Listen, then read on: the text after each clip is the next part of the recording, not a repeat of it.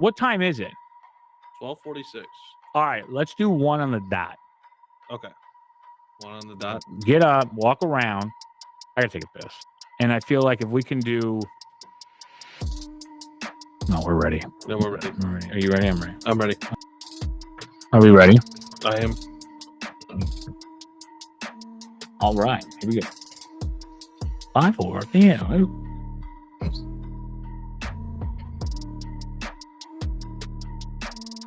All right, welcome into episode number 2 of Hashmark Fantasy Football Talk here on Hashmark Radio. This is officially Channel 2. Big shout out to Sheffield Shuffler for this wonderful shirt. This is Soldier Fields. I'm actually not sure if they still sell it on SheffieldShuffler.com, but feel free to check it out. Also sponsored by John's Architectural Metal Solutions, Inc. Yeah, that's it. We're jumping right in today. Week number 2 here. Duke, hit us up with some headlines. We have breaking news in the AFC East front. Oh, is this working? Yeah. Yeah, it is. There you go. You're good. Okay, go ahead. So we got Ezekiel Elliot signing with the New England Patriots. Wow. It's a very interesting signing. Yes. That was not rumored to be on his wish list of teams to join. So how does that take away from Ramondre Stevenson's fantasy load? You know, it's a great question because I don't know. I really don't know what to take of this or make of this thing because I'm telling you right now, Ezekiel Elliott to me is the guy that you want still. Yeah. No matter what. But it's New England and Bill Belichick. Do we know if he's going to get the tutties? He's going to get touchdowns. Yeah, he'll get touchdowns. We don't know how many he'll get exactly. But, I mean, you know how New England uses so many people in their personnel scheme, especially with Bill O'Brien coming back as their offensive coordinator. I mean, he's going to be used. Yep. We just don't know how productive. Is he going to be the number 1 back in week 1? Is he going to be behind Ramondre Stevenson? That's still yet to be up for debate. I am actually hold on. Now I think we're ready on that Google. Sorry. I think if you're drafting a running back in the 2nd or 3rd round still here, you got to go with Ezekiel Elliott hands down. You think so? I don't know. That's why I'm asking you. Maybe not. I mean, is he on my 2nd round board of running backs? I feel like you can get him in the later rounds. Okay. Because of the production level the last couple of years, I think it's fallen down. Okay. And that was, but do you think that was because of the situation that he was in Dallas?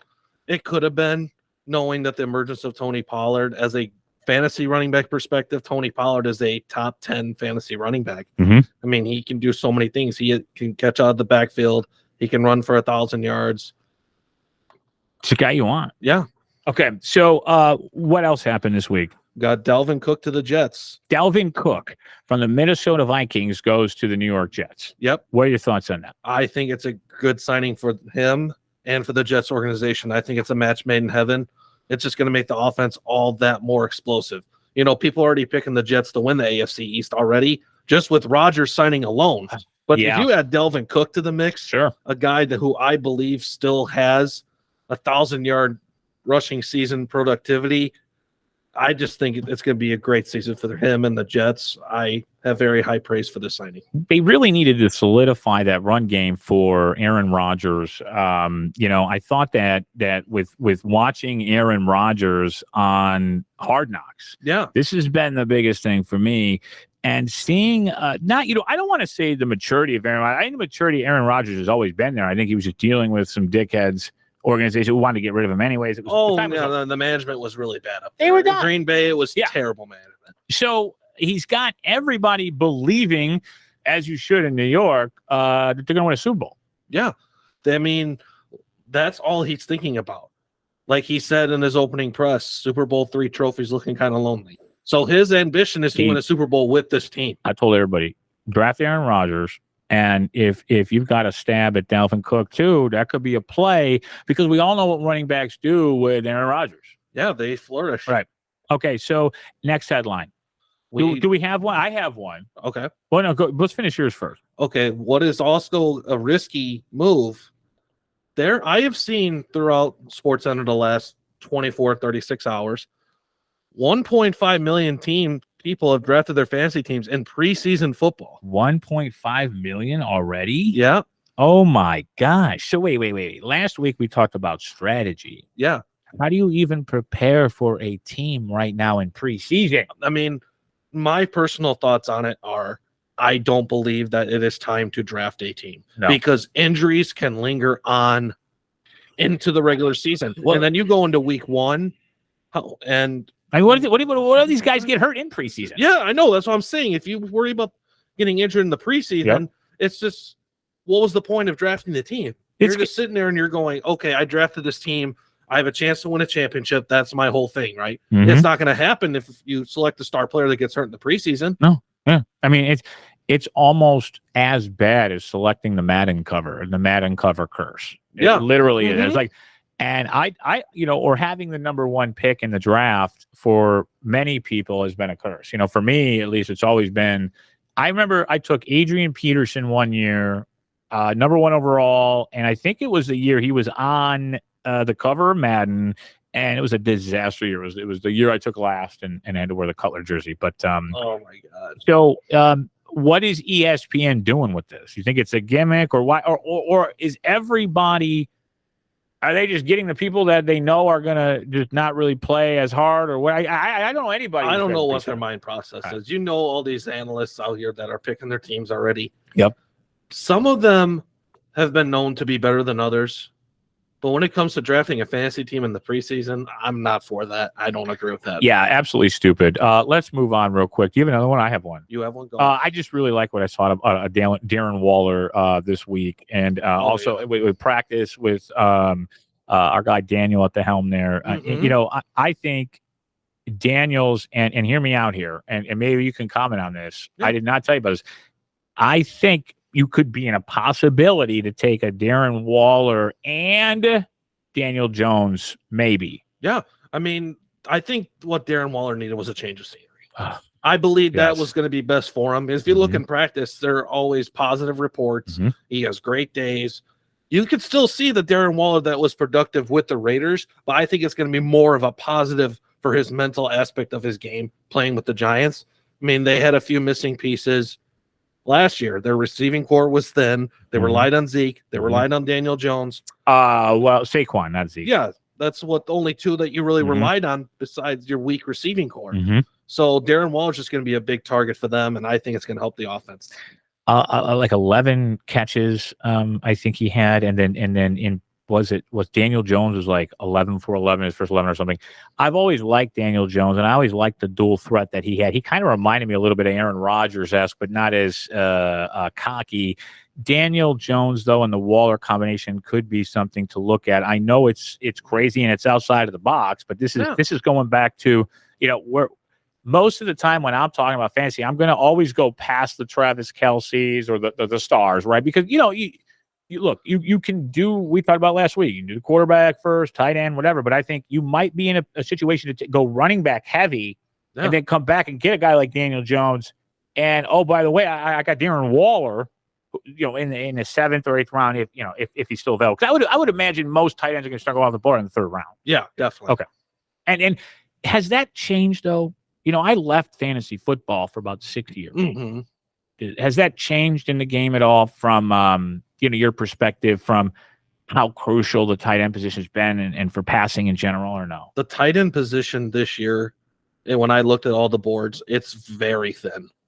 Outside of the top 10, it's like you really don't have much options.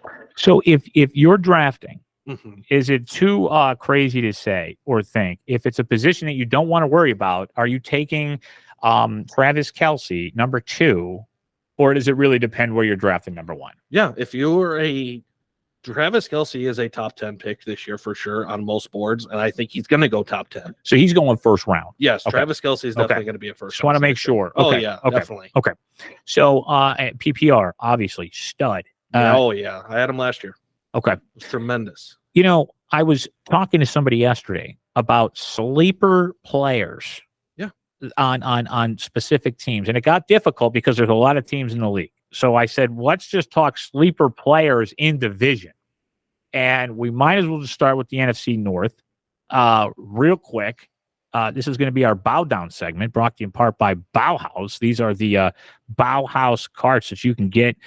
These carts are phenomenal. Duke, does not partake. I respect that.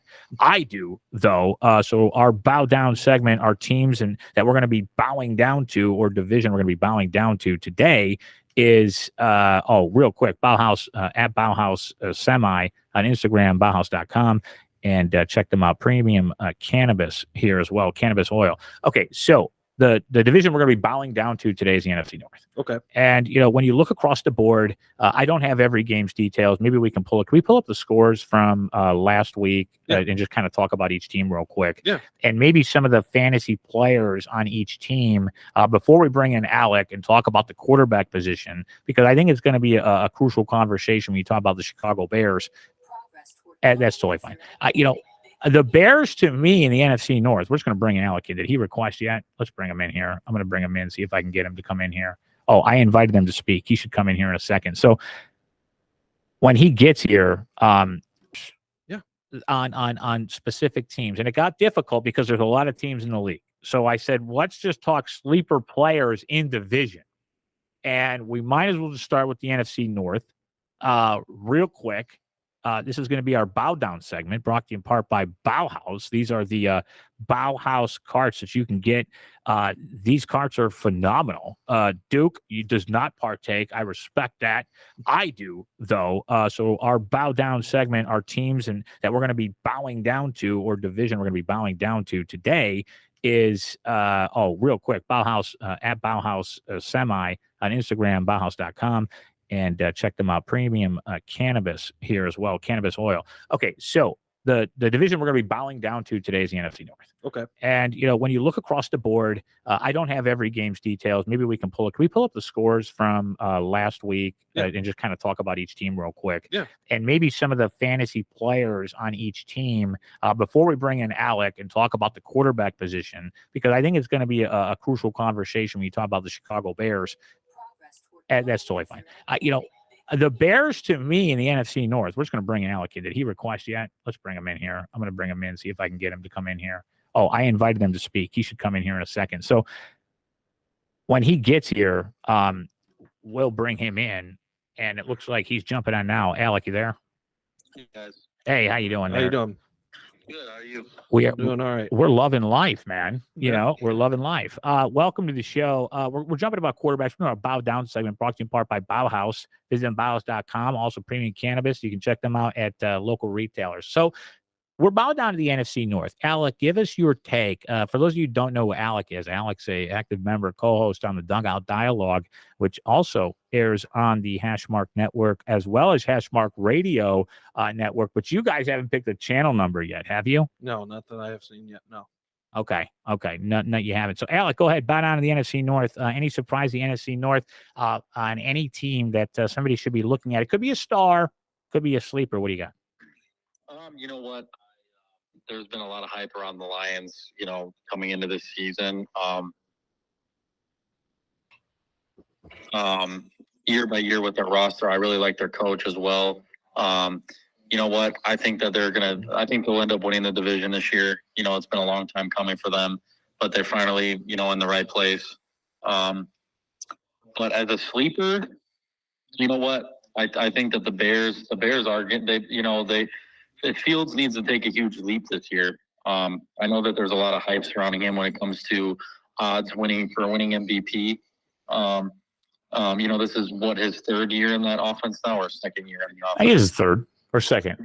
Yeah. He's got pieces around him. They did work in the offseason to, get him some weapons. I think the offensive line has improved. So, no more excuses for Fields. This is his year to produce, and I think if he doesn't, he might be out. I'm not sure. What do you think about this? He's producing. I don't know what you're talking about. He's definitely very productive at the quarterback and he's position. getting better and better and better. So, he's definitely, there's no question that with his legs, he's dangerous. Sure. And aspects of pushing the ball down the field still can be seen. Yeah. Because we know Fields, when you look at him and on Sundays in his pads, he's not a big bulky guy. He's pretty thin. How many hits is he going to be able to take before something major goes wrong and happens where he's off the field? how long can you sustain that? We've seen Lamar Jackson, who plays similar to Fields. There's times where he's been off the field for 6-7 games in a year. Is that going to be how Justin Fields is at some point? I don't know. Mm-hmm. I feel like you need to try to protect him better. And, we know he has the arm. We've seen him in college. I mean, we know that he can chuck the ball down the field 40, 50, 60 yards. That's not a question. I'd like to see him do that more in the NFL like he did in college, but. Well, to be determined. Anything to add there, Duke? I mean, it all depends on how the. Oh, it's fine. You can leave it there. It's just okay. It depends on how the production level of the play calling is for Fields. Okay. Is it going to be lean towards him being in RPOs, draw plays, or is it going to be him in the pocket making passes to his weapons? You don't know. It's gonna be a lot of that. I think you're going to see a big jump from these guys this year. So who are you bowing down to then, Alec, in that division? The Lions, you said? Okay, Lions. My bad. Okay, go ahead, Duke. In NFC North, who you like? Who you bowing? The Lions are. I think the Lions are going to take the division. They have the most complete team in the NFC North. We saw the Vikings win 12-13 games last year. Mm-hmm. They were first round exit. The Packers are going to be a young team that's rebuilding. Jordan Love will probably get 6 or 7 wins along with the Bears. The Lions are just the most well-coached, complete and put together team in the division. Sure. I expect them to win it. Fair enough. So we got two going for the Lions here from a fantasy perspective. You're gonna get the most production out of those types of teams. I'm gonna bow down to the Bears here just because I have to. We're in the shirt and we're in that market as well. But the Bears to me are going to make some big strides. The offense is able to switch it around a little bit with DJ now on there, and I think that you're going to have a lot of fantasy production from a lot of different players on that squad, including a guy named Mercedes Lewis. Yeah, we still got a bunch of shit going on, and he's ready to play. He's a great red zone tight end. Yes, they could throw the ball to for that quick, easy score. Maybe somebody you're stashing on your bench or something. Yeah. All right, that's a quick segment. Bauhaus brought to you in part by Bauhaus Premium Cannabis. Bauhaus, you can check them out online, Bauhaus.com. Also on Instagram at Bauhaus Michigan. It's Bauhaus MI. They're in Michigan, of course. That's where we go for all of our stuff. Anyways, God bless America. What are we on to next here? Alec wanted to talk quarterbacks in general. Do we have a list of the top 10 quarterbacks that or excuse me, Alec, where did you want to go with quarterback play? I kind of wanted to see what are we thinking in terms of, a top 10 or even top 5 of fantasy quarterback rankings going into the season? Well, yeah, you could pull those up. I don't know if they changed. We did them last week, and the usual suspects were on there. You had Allen, you had Lamar Jackson, you had Daniel Jones might even made it, maybe 5, 6, 7. He was down the list. Justin Fields was in the top 10. He was 8. Lamar was ranked 5th in fantasy points for the season. There you go, 5th for Lamar. What do we think about Joe Burrow? I think it is ranked 4th. I think there's some play there. Yeah. Burrow is going to be slanging the ball. Yeah, Joe Burrow, out of these top 5 quarterbacks on this list, that includes Mahomes, Allen, and Hurts. Mm-hmm. Burrow has the most weapons to throw the ball to in his receiving core. He has the best receiving core of the 5 quarterbacks. Mm-hmm. And he'll run too. Yeah. Fantasy points from quarterbacks that get rushing touchdowns and rush for a lot of yards, like Fields and Lamar and Josh Allen, Jalen Hurts. Mm-hmm. Yep, Josh Allen, Jalen Hurts for folks on Spaces. We don't have the 2 microphones today, so I do apologize if you guys can't hear Duke that well. That's a great point. We're watching Lamar Jackson on the screen right now. Was that that's his career? Look at the rushing yards, 4,437 rushing yards for Lamar Jackson in his career. And he's like a running back. Yeah. I will say this though. Justin Fields, people have gone on the opposite record saying when they saw him, they were bigger than they thought. So I don't know. Maybe there's a play there. It could be. Maybe there's a play there. Alec, thanks for joining us. We appreciate it as always. God bless America. And thanks for joining. That's Alec. Alec is he's great. Definitely, really is. He has had a great fantasy football run. Did I just end this? What did I do? Are we still? Oh, we're still here. Sorry, I'm an idiot. He's had some good fantasy football runs. He's in our league. Yeah, he is. Yeah, he's in our work league, which is always interesting. All right, what do you got next here? Do you have anything? We have the risks picks Okay. for this year. Yeah. So what do we got? So we got Breece Hall that I just talked about. Now that Dalvin Cook is a Jet. Unless Dalvin gets injured, what do you do there? You drafting both these guys this year? Me personally, I'm keeping my eye on it. Okay. But I'm not going to go too much into detail. I would imagine it's going to be two teams. Each person has one player. It'd be very rare they're going to be on both teams. Yes. Okay. Mm-hmm. Just making sure, because that's one that you do want both. And again, I always felt in the 10-team standard, and going back to that tight end discussion we had earlier, the tight end position to me is, again, one that, well, damn, if I can knock it out, I might be going at it early. And maybe you could even go, if you're thinking trade, get aggressive. Yeah. Take two tight ends in the first round. It's fucking crazy, but you're going to be making a trade with somebody. Yeah. If you have Travis Kelce and then Darren Waller or somebody, even though Darren Waller, I think, is ranked like 8 or 9 currently with he's the number 4 ranked. He's now 4. Yeah, okay. he's number 4. Yeah. Okay. So, most people's power rankings, I think he was sitting around 7 in mine, 8, 9. Now he's going back the other way. So 4 makes sense. So that's something that we should look for as well from the tight end position. What were we talking about earlier? This Bauhaus has got me already memory frozen. With the sleepers and the risk takers for your league. Okay, so another risk taker we talked about last week was Cooper Kupp. Yeah. Rams are like off the shelf. Do you even do anything with Stafford, or is it going to be free fall there? No, I feel like he's at the end of his career. Yeah. I mean, Stetson Bennett, who played in the preseason for the Rams from Georgia, 2-time national champion. I'm a huge fan of Stetson I like Bennett. him. Good player. A huge fan of Stetson Bennett. Calm, poised, collected, has a great delivery, great throw of the football. I think he's going to take over that franchise next year. Has to. I would imagine that we see him mid-season if they're out of it, he's definitely going to take the number 1 spot. Was Stafford locked in, or could he be traded? I don't remember. I don't think his trade value is going to be that high. Yeah, and it won't. I mean, I would imagine it's going to be a team that maybe is on a semi-playoff run or a playoff run. Quarterback goes down for the year. Then they look at him. Situation. Yeah. Real quick on teams to avoid. Are we staying away from everybody on the Arizona Cardinals this year? I would say so, yes. And I mean, what do you do with Kyler Murray? What do I do? Are you only taking him in a 2-quarterback league scenario? I would think so, yes. But this is also one thing that has been on my mind. Okay. With quarterbacks such as Baker Mayfield, Deshaun Watson, and now Kyler Murray, you draft all 3 of these guys high, right? You take all 3 of these quarterbacks thinking they're going to be franchise guys. They either get hurt, have a down year, have some kind of controversy, and you look to ship them away. I mean, they all could be very productive in the NFL. A GM, an owner, just has to give them a chance to produce in the NFL. If you give them a chance, they will be productive and be great quarterbacks.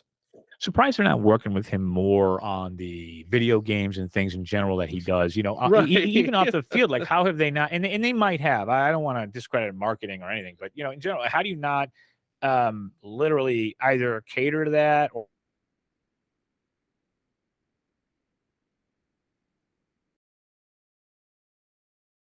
Things that go on behind the scene. They talk about with him about all that stuff. But he's another one. Like, I think he's got more of a problem than Fields does. Like, he can't just run around all the time, and he's just too small to me. Fields is going to be a more productive quarterback this year than Kyler, yes. Kyler Murray, maybe somebody you stash on a bench late. I don't know. Arizona, bad team. Bad team. Do we have anything else on there? If not, that's totally fine. About the risk? Yeah, anybody else? The risk that players to stay away from? We talked about Cooper Kupp being a stay away from. The one that is a risk also that I just found out, Calvin Ridley, the Jacksonville Jaguars. Sure. He's coming off a year suspension. He's had a great training camp. Okay. He's saying he's the fastest he's ever been. Okay. Will he be the number 1 target for Jacksonville as far as, playing in a Deebo Samuel type role? Do they see that as a possibility? That's a great question. I think the deep threat is there. A guy who probably and was kicked out for the dumbest thing. Gambling, right? In the NFL, that's what it was.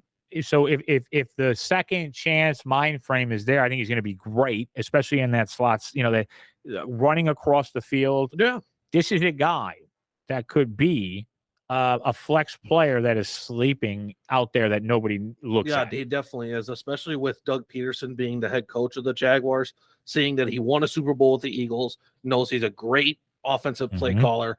I believe Doug Peterson's going to put him in the best position to succeed. And another situation, another place. You know, you talk about Darren Waller earlier in the show. This is a guy who was like, okay, I'm going to a new scene, Jacksonville, and new kind of vibe, and been out for a year, got suspended, was doing some shit I shouldn't have done or whatever, and got caught. So maybe something there. And I think there is something there from a fantasy perspective with players. And, maybe my team this year will be all like the comeback players of the year. Be up there in the leaderboards by position. Last question I have for you. What are your thoughts on Alvin Kamara? A guy who obviously saw a tremendous load last year. I was listening to, I believe, the #1 fantasy podcast on Spotify earlier. But either way, they were talking about, what do you make of Alvin Kamara and a guy who can play? Yeah.